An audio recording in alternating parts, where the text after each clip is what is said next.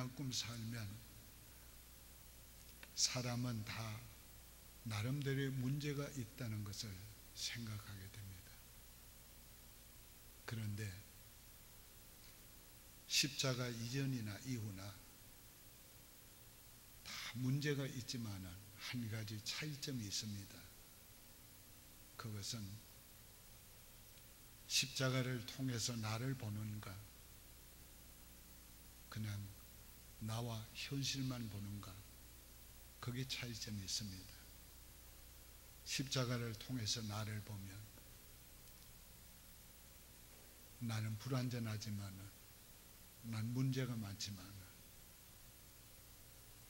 그 십자가로 말미암아 죄 사함을 받았고 의롭다함을 얻었고 여전히 주님의 사랑을 받고 있는 우리 자신을 보게 되고 여전히 주님을 위해서 살아야 되고 뭔가 할 수 있다는 기대를 갖게 됩니다. 그러나 나를 보면 이제 내가 무엇을 할까? 나를 보면 나 같은 게 무엇을 할까? 나를 보면 모든 것들이 오늘 약해지고 그리고 점점 희망이 없어지고 허무해지는 것입니다. 오늘 우리 십자가를 통해서 자신을 보시기를 바랍니다. 잘못된 거짓말이 있습니다. 그것은 첫째, 자기가 무엇을 할 수 있다 믿고 하면 된다는 거, 이거 정말 거짓말입니다. 아무리 자신이 할 수 있다 믿고 해도 안 되는 건 안 되는 겁니다. 인생 자기 마음대로 될 것 같았지만은 우리 마음대로 안 됐습니다. 우리가 원하는 대로 안 됐고 우리가 원하는 삶을 살지도 못했고 오늘 우리는 절대로 내가 할 수 있다고 믿으면 한다. 그 거짓말입니다. 오늘 우리 그런 거짓말이 교회 안에서도 많습니다. 오늘 우리가 자기 자신을 바로 보아야 하고 직시해야 합니다. 이 페르노블이라는 사람이 지금 미국에서 4번째 가는 큰 교회 목사님으로 사역하는데 이분이 신체가 뭐 아주 190 얼마입니다. 키가. 그리고 105kg가 넘어 나가는 사람인데 이 사람이 자기가 매일 마라톤 연습을 했어요. 마라톤 경주에 나가려고. 그래서 뭐 35kg, 50kg까지는 아주 자신감이 붙어 있었고 또 동네에서 팀들이 자기 같이 뛰는 팀들이 다 당신은 정말 이번 마라톤 나가면 등수에 들 거라고. 그래서 그날 또 사방에 있는 친구들에게 알렸습니다. 나 오늘 마라톤 나간다고. 그러니까 좀 와서 응원 좀 하라고 보라고. 그랬는데 출발 지점에서 10km 가니까 이거 웬일인지 막 땀이 비오듯 흐르기 시작하고 20km 가니까 정신이 자꾸 혼미해지고 30km 가까이 가니까 막 포기라는 말이 자꾸 떠오르고 그래도 이를 악물고 끝까지 가야지. 그런데 드디어 35km 가서 쓰러졌습니다. 병원에 실려갔어요. 병원에서 누워서 생각했습니다. 이야, 이게 꼴이 뭐냐. 사람들에게 내 마라톤 경주하는 것 좀 보라고 그렇게 전화질을 해가지고 얼마나 많은 사람이 구경을 왔는데 이 꼴이 뭐냐 이게. 그러다가 다 느낌이 있어요. 그래, 내 자신이 뭘 할 수 있다는 건 이 모양이야. 이거지. 바로 나는 내 힘으로는 할 수 없어. 내 힘으로는 예수 믿을 수도 없어. 내 힘으로는 주의할 수도 없어. 오직 주님이 나를 쓰실 때만이야 난 주의를 할 수 있는 거예요. 그 한 진리를 크게 깨닫는 소중한 기회가 됐습니다. 자, 오늘 우리가 주님을 위해서 산다는 것, 주님을 위해서 일한다는 것, 가장 귀중한 것인데, 우리가 주님을 위해서 일하거나 살기 위해서는 꼭 해야 될 게 있습니다. 그건 수용해야 되는 거, 받아들여야 되는 거, 꼭 해야 됩니다. 그래서 오늘 수용의 법칙이라고 말한 건, 요 법칙이라고 말한 거는 해도 되고 안 해도 되는 것이 아니라 꼭 해야 된다는 의미로 수용의 법칙이라 이렇게 말한 것입니다. 이건 꼭 해야 됩니다. 그럼 뭘 수용해야 되는가? 첫째, 하나님의 비전을 수용해야 합니다. 하나님의 꿈을 받아들여야 됩니다. 내 꿈이 아니라, 내가 하고 싶은 게 아니라 하나님이 나를 통해서 하라고 하시는 거, 하기를 원하는 걸 받아들여야 합니다. 오늘 여기에 기도원은 자기의 삶을 위해서 사는 것마도 벅찬 형편에 있었습니다. 미디안이 지배하고 있던 나라에서 그는 밀타작하는 것도 몰래 숨어서 했어요. 왜? 미디안이 다 빼앗아가기 때문에. 그런데 그 미디안이 지금은 12만여 명이 지금은 말 안 듣는다고 이스라엘 민족을 완전히 이제 완전히 다스리고 종노를 시키려고 군대를 동원해 가지고 쳐들어와 있습니다. 이런 위기 상황에서 그는 아무것도 할 수 없었어요. 그런데 하나님의 사자가 그를 찾아왔어요. 큰 용사 기드온이여 이랬어요. 이야, 이거 자기 존재를 보면 아무것도 아닌데 큰 용사 기드온이여 그래요. 비겁하고 소심하고 두려워서 숨어서 밀타작하고 있는 자기를 보고 자기 하나 살아가기도 벅찬 일인데 큰 용사 기드온이요 이렇게 말할 때 그럼 깜짝 놀랐어요. 그래서 그는 항의합니다. 하나님이 이 백성을 애굽에서 기적으로 인도하셨다고 이 얘기를 전해 들었습니다. 그 하나님 지금 뭘 하고 계십니까? 하나님 이 백성을 미디안 손에 다 붙여 놓으시고 지금 나들은 뭘 하라 합니까? 나는 내 집안, 우리 집안은 이 유대인 지파 중에 제일 적은 지파고 그리고 제일 나는 작은 가문에 제일 작은 자입니다. 이런 내가 뭘 합니까? 그때 주님께서 내가 너와 함께 하도다. 그래도 그는 하나님 앞에 사양합니다. 그러다가 하나님이 자꾸 그러시니까 하나님 그러면 내가 좀 용기를 얻도록 확신을 갖도록 좀 보여주세요. 하나님을 시험합니다. 하나님, 제가 양털을 이렇게 놓을 테니까 내일 밤에 하나님 나와 함께 계시는 표적으로 요 양털만 물이 적게 하시고 이슬이 내리게 하시고 주변은 바싹 마르게 해 주십시오. 참 기도원이 어떤 사람인가 그거 보면은 내가 볼 때는 아주 조그마한 사람이야. 작은 사람이에요. 소심한 사람이에요.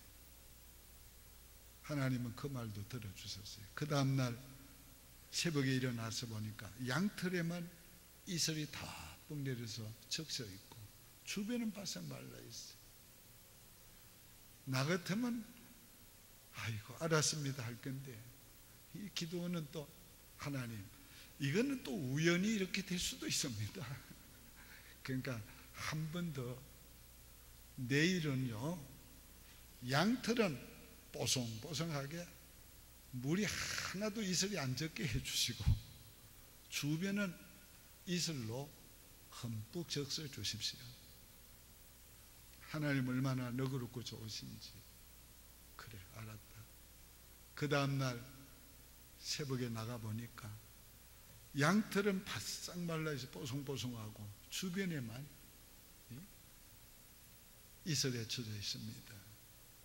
그러니까 아무리 소심하고 아무리 자신감이 없고 그래도 그 정도까지 하나님을 시험해 놓고 어떡하겠어요? 할 수 없이 그러면 하나님 하겠습니다. 하나님을 내 비전을 받아들였습니다.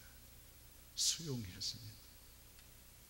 자, 그러고 나니까 하나님께서 이제 전쟁하는 방법까지 지시를 합니다. 그런데 그 지시하는 방법이 도저히 받아들일 수 없는 방법이에요. 자, 적군은 12만여 명이나 되는데 겨우 전국에서 3만 2천여 명 모았습니다. 그런데 하나님께서 뭐라고 하시는가? 이건 너무 숫자가 많다. 아니, 여러분 숫자가 많습니까? 이건 너무 숫자 많다. 이 숫자 가지고 전쟁에서 이기면 내가 이기게 했다고 안 하고 너희가 이겼다고 말하겠다. 안 되겠다. 그러니까 두려운 사람은 다 집으로 돌아가라고 명해라. 그랬더니 겁쟁이들 다 돌아가고 만여 명 남았습니다. 그런데 하나님, 이것도 너무 많다. 이것도 너무 많다. 너 저들을 물가로 데려가서 물을 마시게 해라. 그런데 그냥 입으로 물을 개처럼 핥아 먹는 사람은 다 돌려보내라. 그런데 사방을 경계하면서 손에다가 물을 담아서 입으로 가져가 먹는 사람은 남겨라. 그랬더니 300명밖에 안 남은 거예요. 요 사람들은 적군이 오는가 살피면서 이 소명이 있는 사람이에요. 이 사람들은 뭔가 자각이 있는 사람이에요. 이 사람은 뭔가 군인으로서 전쟁에 임하는 마음가짐과 태도가 있는 사람이에요. 요 300명만 남기라고 그런 거예요. 너 요 300명 가지고 내가 시키는 대로 요렇게 해라. 근데 그 방법이 다 설명할 수 없습니다만 정말 받아들일 수 없어요. 300명 가지고 12만 명하고 싸우라 하면 어떻게 되겠어요?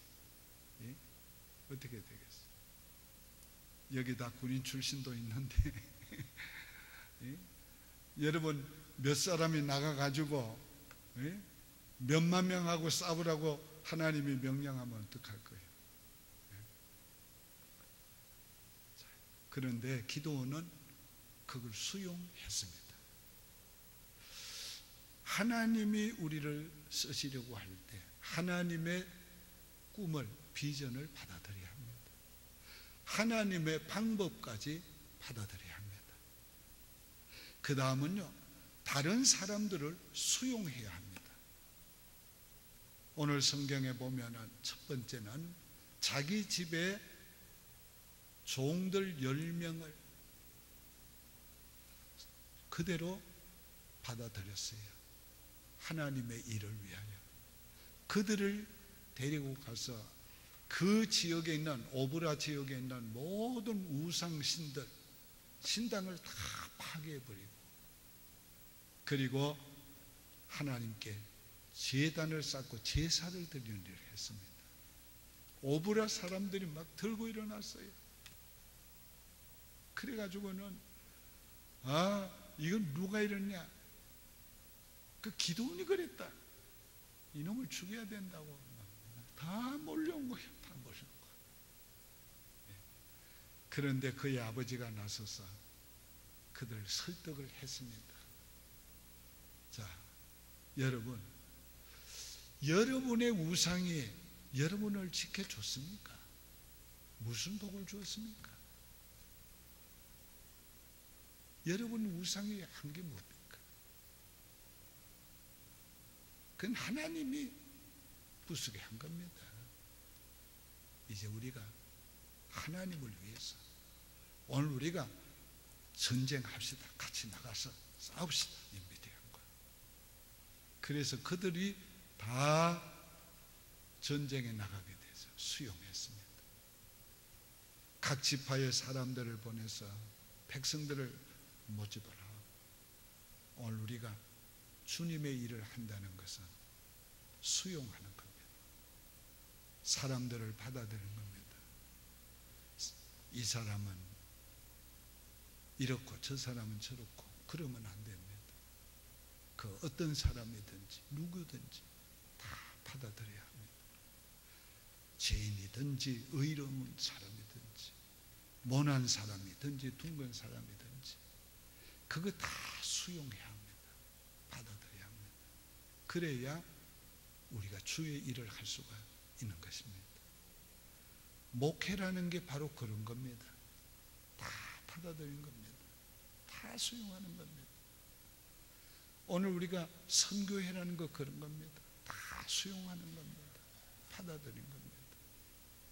우리가 이 세상에서 가장 받아들이기 어려운 사람들을 또 받아들이는 것. 오늘 그것이 주의 일인 것입니다. 다 받아들여야 합니다. 오늘 우리가 아프리카에 지금 일어나고 있는 여러 가지 사태를 보면서 정말 그곳에 가서 그 봉사하는 난민촌에 가 봉사하는 사람들을 봅니다.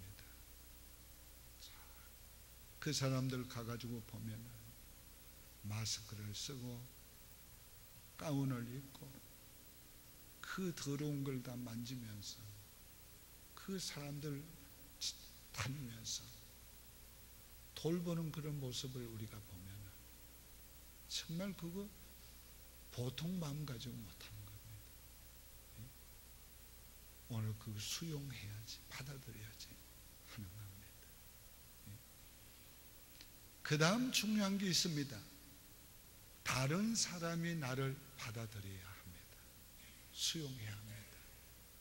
내가 아무리 일하려고 해도 다른 사람이 나를 받아들이지 않으면 일 못합니다. 다른 사람이 나를 받아들이도록 해야 합니다. 자, 리더는 다른 사람이 같이 따라와야 리더가 되는 거지. 따라오지 않으면 리더가 안 됩니다. 요 얼마 전에 다른 사람들하고 나오고 걷다가 이렇게 다른 사람들이 목사님 좀 같이 가자고. 제가 걸음이 좀 빠릅니다. 그래서 옛날 서울 원남교회 심호할 때도 그때는 제가 이제 신방 가면 권사님들 장로님들 많이 따라다녔어요. 그래서 택시를 2대씩 해가지고 그렇게 다녔는데 한참 가다 보면 아무도 없어요. 뒤돌아보면. 제가 좀 그런 사람이에요. 무슨 일을 할 때도 내가 그렇게 독주를 좀 하는 사람이에요. 요즘 자꾸 뒤돌아보고 걸음을 맞추려고 애를 씁니다. 리더는 따라오는 사람이 있어야 리더지. 따라오는 사람 없으면 리더가 못 되는 거예요. 꼭 특별한 리더가 아니라도 일꾼은 협력하는 사람, 따라오는 사람이 있어야 일꾼 노릇하는 거지. 협력하는 사람 없으면 일꾼 노릇 못하는 거예요.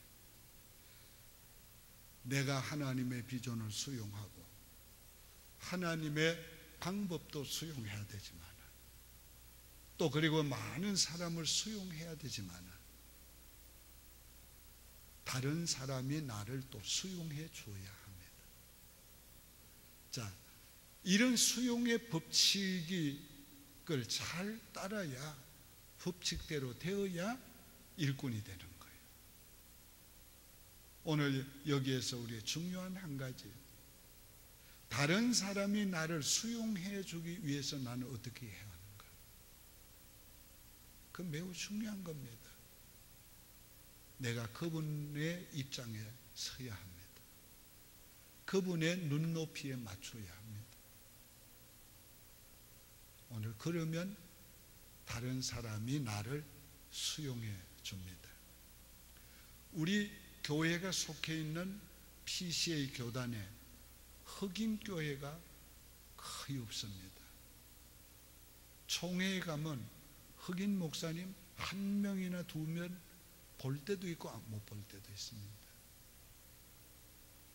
그래서 우리 PCA 교단에서 어떻게 하면 우리가 흑인 교회를 세우고 흑인 교회를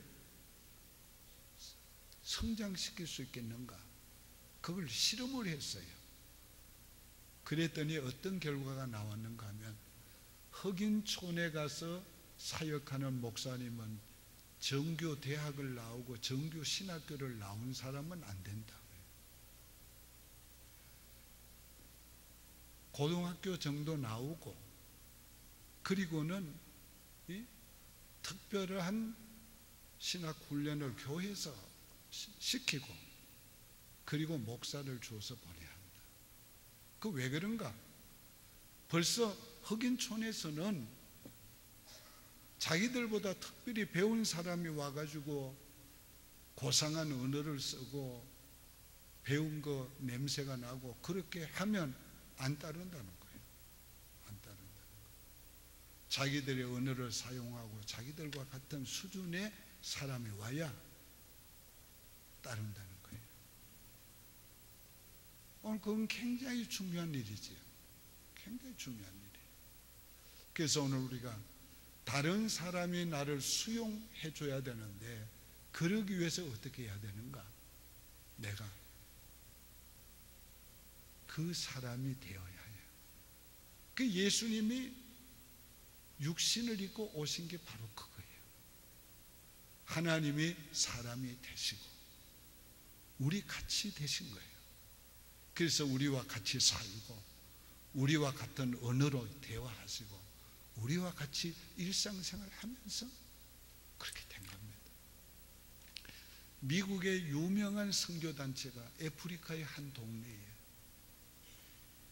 무려 10년 동안에 돈을 수백만 달러를 투자하고 그 지역을 변화시켜 보려고 노력했는데 실패했습니다. 그런데 한국 부부가, 선교사 부부가 들어가서 3년 만에 완전히 문화를 바꿨습니다. 동네를 바꿔놨어요. 그 왜 그랬는가? 미국 선교사들은 먼 데서 살면서 자동차로 출퇴근하면서 그 사람 돕는 일을 했지만, 한국 선교사 부부는 보침 싸가지고 들어가서 그들과 함께 살면서 그들을 도운 게 아니고 그들과 함께 살았던 거예요. 그러니까 하나가 되고, 그러니까 그들이 따르고, 그래서 그 동네를 변화시킨 겁니다. 오늘 다른 사람이 나를 수용해야 내가 주님의 일을 할 수가 있는 것입니다. 이제 중요한 결론적인 말씀을 드립니다. 왜 우리가 주님을 위해 살아야 하고 일해야 되는가? 인생의 마지막에 남는 것이 오직 믿음하고 주님 위해 산 것밖에는 남는 게 없습니다. 성경 어디를 봐도 너 성공했다 상급 주는 거 없습니다. 야, 너 큰일 했다 상급 주는 데 없습니다. 오직 믿음으로 산 사람, 그리고 주를 위해서 산 사람 몇 개만 상급을 약속하고 있습니다. 인생의 마지막이 되면 여러분 명성도 소용이 없어요. 유명한 거 소용없습니다. 한 세대가 지나기 전에 다 잊어버립니다. 다 잊어버려요. 오늘 큰 일을 한 거 다 소용없습니다. 한 세대가 지나기 전에 다 잊어버립니다. 내가 뭐 잘 산 거 그거 아무 소용없어요. 그거 다 어제의 일이고 오늘의 삶이 중요한 거잖아요. 근데 인생의 마지막이 되면은 딱 남는 거 예수 잘 믿었는가? 내가 정말 천국 가는가? 그거 하나 남습니다. 뭐 죽는 사람이 뭐 걱정 많이 한다고 하지만은 죽음 앞에 서면요, 난 많은 분들에게 그 얘기 들었습니다. 아무 생각도 안 나더래요. 뭐 자식 생각도 안 나고 아무것도 안 나는데 단 한 가지, 나 천국 가나 안 가나 못 가나, 그거 생각이 나더래요. 네. 오늘 우리가 정말 그래서 주를 위해 사는 것이 중요한 겁니다. 우리를 이 세상에 보내신 하나님의 목적이 있는데 그 목적은 두 가지입니다. 하나는 구원받아 영원히 하나님이 같이 살자는 거고, 다른 하나는 내 대신 네가 가서 일하고 오너라 그겁니다. 주님 앞에 가면 너 어떻게 살다 왔냐? 오늘 주님께서 물으실는지는 모르겠지만 주님 다 압니다. 네. 오늘 우리가 이 땅에 사는 것은 주님을 대신해서 사는 거고, 우리가 뭘 한다는 것은 주님이 해야 될 일을 대신하는 겁니다. 그렇기 때문에 주님을 위해서 뭔가 하는 거, 그게 그렇게 중요한 겁니다. 그렇게 중요한 거예요. 제가 신학교 들어가서 2학년 되었을 때 나이 65세가 된 분이 신학교에 들어왔어요. 그 경력을 보니까 자기를 감추고 이 얘기를 안 해요. 그런데 멋쟁이 신사고, 우린 뭐 그때는 뭐 흐느름한 옷 입고 그랬는데 이번 아주 멋쟁이 신사에다가 보니까 아주 잘생겼고 경력도 있어 보여요. 근데 자기에 대해서 이 얘기를 안 해요. 그래서 우리가 물어봤지요. 나이 많으신데 이제 신학교 졸업을 하셔도 그 당시에 70대가 정년이란 말이에요. 몇 년 목회 못할 텐데 뭐 때문에 신학교를 이렇게 들어오시냐고. 나는 목사가 되기 위해 들어온 게 아닙니다. 나는 내가 인생을 해보고 싶은 거 다 해봤습니다. 가지고 싶은 거 다 가지고 왔습니다. 그게 다 헛되었습니다. 내가 이제 신학교 들어온 것은 정말 인간답게 살고 싶었어. 그리고 내가 남은 인생을 어떻게 살다 죽을까, 그걸 배우기 위해서 왔습니다. 오늘 매우 중요한 교훈을 그분이 우리에게 주었습니다. 오늘 우리가 정말 주님을 위해 산다고 하는 것은 우리 인생에 있어서 매우 중요한 겁니다. 또 하나 그 이유가, 중요한 이유가 뭔가, 오늘 우리 후손들에게 아버지로서 어머니로서 뭔가 하나 우리에게, 그들에게 주어야 되는 거예요. 그게 있어야 합니다. 유명한 영국의 처칠 수상이 이런 말을 했어요. 국민들이 다 위기감에 빠져 있고 좌절감에 빠져 있을 때 그분이 이렇게 말했습니다. 여러분, 저 독일은 우리가 분열되기 전에는 성공할 수 없다는 걸 압니다. 그래서 독일은 우리를 분열시키라고 국민의 마음을 분열시키려고 애를 씁니다. 우리가 분열되지 않으면 절대로 독일은 우리를 이길 수 없습니다. 여러분, 한 마음이 됩시다. 단결합시다. 우리 이후에 전쟁에 승리한 이후에 우리 후배들에게, 우리 자녀들에게 할 말이 있어야 합니다. 그때 나는 이렇게 말하고 싶습니다. 우리 민족이 위기에 처했을 때 내가 나라를 위해 산 그때가 내 인생의 최고의 때였다. 최고의 보람 있는 때였다. 나는 그렇게 말하고 싶습니다.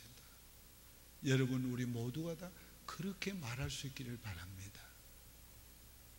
예. 오늘 우리가 매우 중요한 거지요. 그분이 그 비슷한 얘기를 또 한 거 있지요. 예.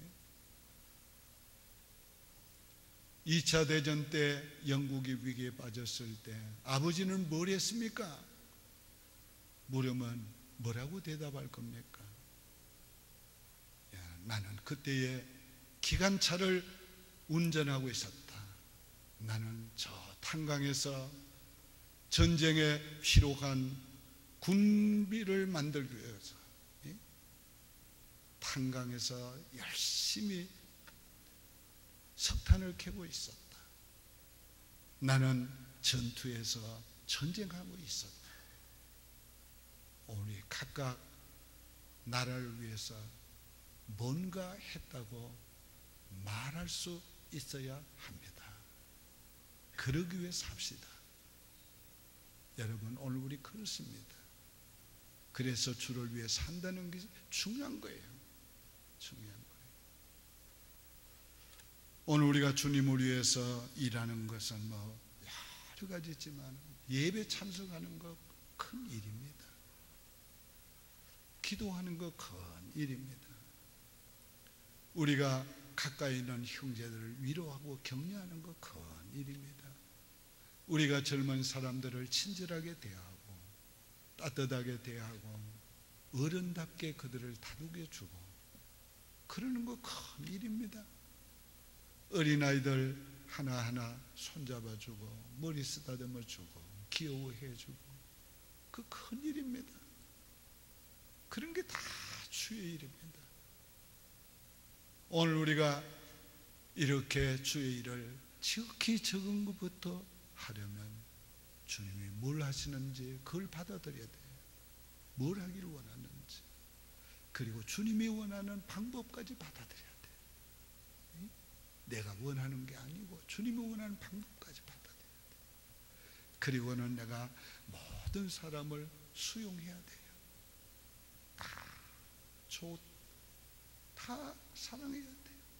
다 친절하게 해야 돼요. 한 사람도 물리칠 사람 없어요. 멀리할 사람 없어요. 다 가까이 해야 돼요. 그뿐만 아니라 다른 사람이 나를 다 좋아해야 돼요. 다 수용해야 돼요. 나를 편안하게 받아들이고 편안하게 대하고 수용해야 돼요. 그러면 자동적으로 주의 일을 하는 거예요. 자동적으로 주의 일을 하게 되는 거예요.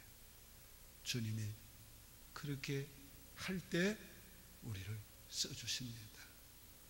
기도드리겠습니다. 하나님 아버지, 감사합니다. 수용의 법칙을 배우고 실천함으로 우리가 주님을 위해서 쓰임받기 원하옵고 일하기를 원합니다. 지극히 적고 평범한 일이 가장 기본적인 것이요 가장 귀중한 일이오니 우리가 평범한 것 그것부터 실행할 수 있도록 은혜를 베풀어 주시고 기도원 일선교회원 한 분 한 분이 오늘부터 주님을 수용하고 그리고 다른 사람을 수용하고 다른 사람도 나를 수용할 수 있도록 그런 인생을 살게 도와 주옵소서. 예수님의 이름으로 축복하며 기도하옵나이다. 아멘. 오직 주의 사랑에 매여 내 영 기뻐 노래합니다.